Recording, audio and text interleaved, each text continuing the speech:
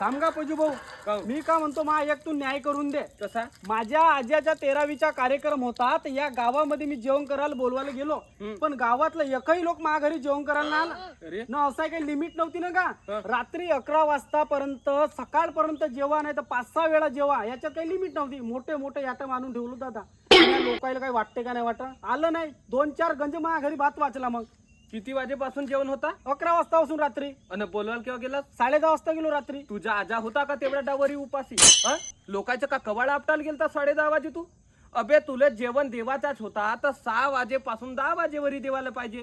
5 वाजे जेवण करायला बोलवायला जायला पाहिजे. लोक नसता आलं का कायला भातभाजी वाचला असता? अगं पण तसा नसे ना का, आमच्या घरचे रिश्तेदार 6 ते 10 वाजतापर्यंत जेवण करत होतं ना.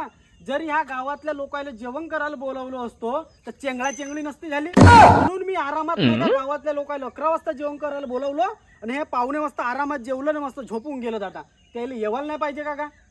बरं आता भातभाजी किती वाचला? 2 गंज म्हणजे भात 2 गंज आणि भाजी 4 गंज आणि कढी 2 केतल्या.